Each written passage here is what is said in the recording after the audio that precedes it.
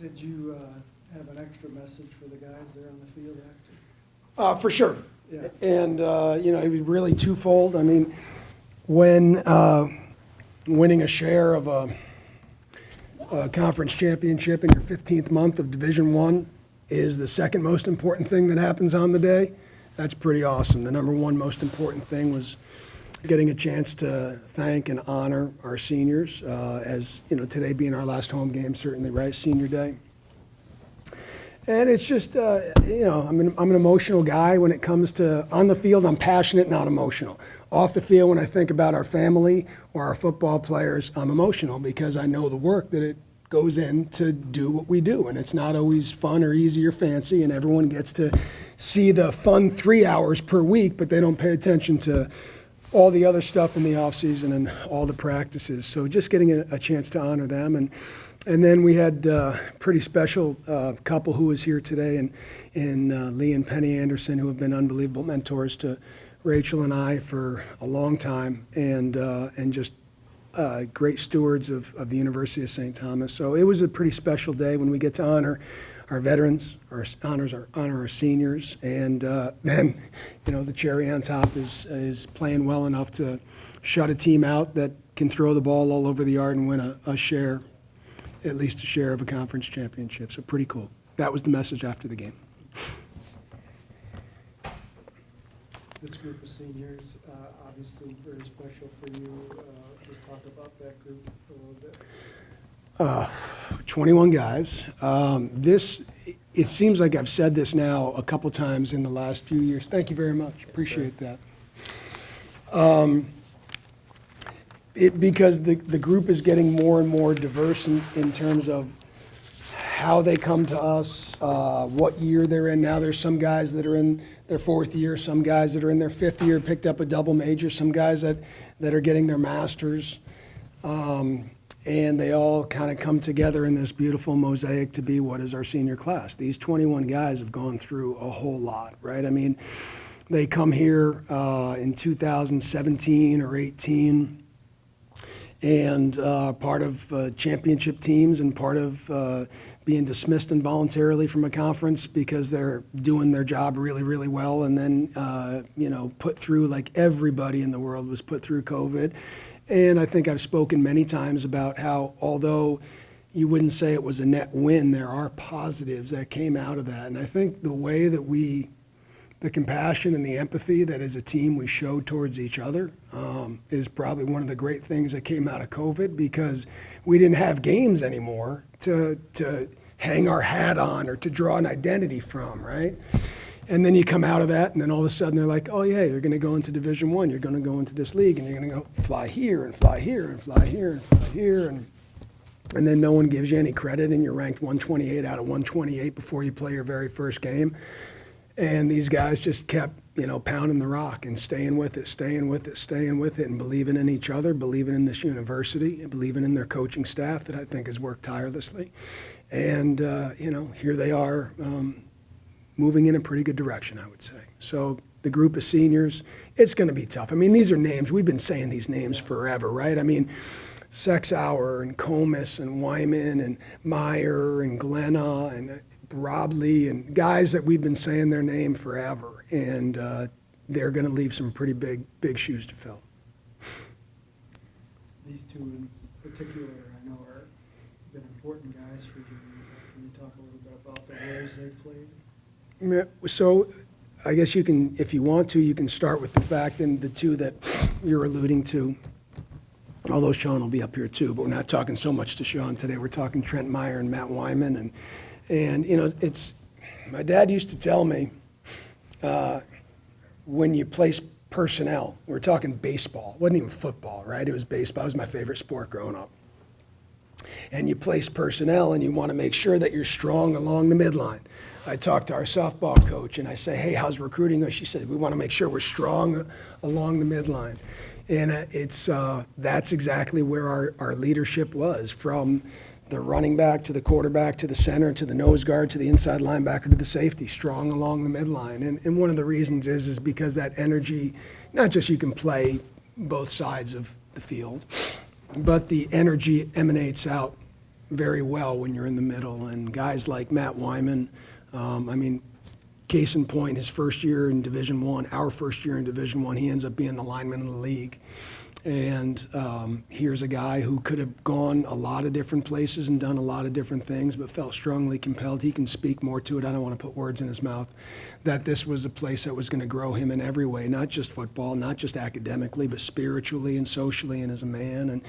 And I think about Trent Meyer. Trent Meyer is, trying to get Trent to come out of his shell has been a 5-year process, and I'm blessed to see his growth as we go. And then, you watch him play, it's just so weird. It's like watching your children go play sports for the first time. Like you see them as these little sweethearts that you love and you work on every single day, and then, they knock a dude out and tackle a guy, and it's like, woof, that's, it's fun to watch. It's fun to watch things come to fruition when it's, they're running around and making plays and having fun. And yet you look out there and you see them like they're a little, 12-year-old is kind of how I see them. And it's kind of neat. It's like coaching your own kids. Do you want to talk about how your defense played? I think you held Yes, I do, Cam. Thank you. 113 yards total on the day. Wow. Held Stetson, yeah. Right. You can't get a lot going with that. Gene McGivern, our sports information director, does a wonderful job. And Gene, on cue, he walks in. And Gene was telling me, like, it's the last shutout was when we had played Butler here. It feels like forever ago since we played our first Division I game here, right? Like, there's so much life that we jam-packed into the last 14 or 15 months. So much life. And it feels like we probably should have had a couple more shutouts because our defense has been so stalwart. And to have a 0 up there, Wally Kaczynski is professionally my everything. I could not do anything of what I do without him. He's what I would say about my wife Rachel at home. He's the yin to your yang. And the way that he can find it, we're not always perfect, right? 2 weeks ago, we're sitting in here and we end up letting up 42 points and we find a way to win that game. And we talk about being dynamic, but when you can stop the run game in the manner that we did today, and 130 yards is not a lot, 131 yards, not a lot, then you can do a lot of different things. So your offense doesn't have to be taking on a lot of risk or throwing the ball. And frankly, the offense didn't produce tremendously well today, but was able to move the ball when we needed to. Field position and wind factored more into the game plan than we thought going in, and we always factor that throughout the day. But as the wind got heavier and it got colder, and you're trying to figure out how you're going to throw a football when it feels like it's a rock, it's nice to be able to run the ball on offense and know that the defense can produce in the manner we did. We were able to get after the quarterback. Hats off to that quarterback. That kid is a tough kid, and I didn't get a chance to see him after the game, but if for some reason he's listening to this, hats off to a young man, because he stood in there and took it all day long and did the best he could to lead his team. And our guys kept coming after him. Fortunately, we were able to get him on the run maybe a little more than other teams have. And we got out of some jams there. There were 2 4th and shorts that we got out of, but there were 2 more 3rd downs that easily could have been 3rd and short, 3rd and medium, that were 3rd and long because of that scenario. And just the way we're starting to fit. We're in week 11, game 10, and we're really starting to come together as a team. And to think that you only have 1 game left makes you sad in that manner. But to know that your team has enough runway and thoughtfulness to get better once you're in the 3rd and 4th month of the season, that's pretty awesome as a coach. What else? What are you feeling going into Butler next weekend? Excited, very excited. Getting a chance to go to Indianapolis, getting a chance to, when the schedule rotates in this league differently, and we just spent the last decade knowing that if you play the team in this year in week 3, you play the same team next year at the other venue in week 3. And when it rotates the way it does, you can get a team that, it felt like Davidson between last year and this year, it felt like there was 2 months between them because it was late last year and early this year, right? And this is the opposite. So it feels like there's so much. I think their coaching staff, Coach Voris, had retired, and the new staff that they brought in, I mean, they're doing a fantastic job. I think so. Coach Uremovich and his staff have done a great job taking kind of what we did last year, taking the personnel that is there and placing it and then calling to its strengths. And I know they're in a dogfight right now with Drake. That's kind of our league. You know, it's always going to be a game. But just excited for the opportunity to play a really, really good football team. They go into today's game, I believe 7-2, number 2 in the league, something like that. And as a competitor, you can ask these guys, you want to play the best you possibly can. You want to do that. And so to have a game like that at the end of the season where we get to go to their place, and it'll be fun. We were going through some old pictures, some family pictures last night on the phone, swiping through and putting it up on the TV screen, and we swiped through one of them, and our family took a 12-state trip, 12 days and 12 states, you know, like packed into the family roadster and drove 2,600 miles or something like that. And one of the places we went in 2014 was Butler, and got a chance to see their program a little bit and what their place is like. And they have a really neat setup, and I'm excited to take the University of St. Thomas to Indianapolis. It'll be a good one. Trent, am I right that you've never lost a regular season game on this field? Is that correct? Yes, that's correct. We have not lost a home game on our field. So that's true of all you guys, basically, obviously for Shawn too. What does that feel And the like? group before us last year as well. What That does graduated last year. What does that feel like? Feels awesome. I mean, we're so comfortable playing here. We absolutely love playing here. The alumni that come back to the games, and that just gives us fuel that they're here and they care so much about us to come back and come watch us play. So we love playing here. Can't say enough about it. Was that a goal for you guys today? I mean, don't let that change. Yeah, that was a goal definitely to win all the games. I mean, we have a goal to win all the games, Yeah. especially all the games here, for sure. Shawn, we talked before about the next man up mentality, but you knew with Hope being out basically for the rest of the year now that it's your job. So did you kind of gear up for playing a big role today? Absolutely. Going into the game, we knew that it was just limited guys in the backfield. So I just knew I just had to step up and do the routine things routinely and just do what we had to do to pull out the win. You have a big run, but it seemed like otherwise you guys really had to work for the yards that you got. Yeah, it wasn't always pretty at times, but we did what we needed to do, and we got it done. Matt, one of the things this year, on the stat sheet, our team doesn't look like exactly a 9-1 team in a lot of areas, but then I look closer and I just got to see what the offensive line has done and the way they've protected Cade. So can you talk a bit about the offensive line this season and how that group's come together? Yeah, absolutely. So I'm sure if all you guys know, most of the guys are sophomores besides me, and Mark's been playing a good amount too, playing really well for us. So I think it was kind of just getting those reps in with those young guys, and they're all a tight-knit group, and I just kind of try to fit in with them and try and do the best to lead them as I can. And I think just every single week we just become closer and closer, and I think all the guys, Shea, Langston, Jason, Alec, Mark, I think they've all done like a really good job we all done a good job complimenting each other. And it's never one guy's fault, you know, like you give up a sack, like it's not Shea's fault because that was my gap, you know. It's kind of that mentality. We all kind of take the lows and the highs together. Do you recall how many games you've started?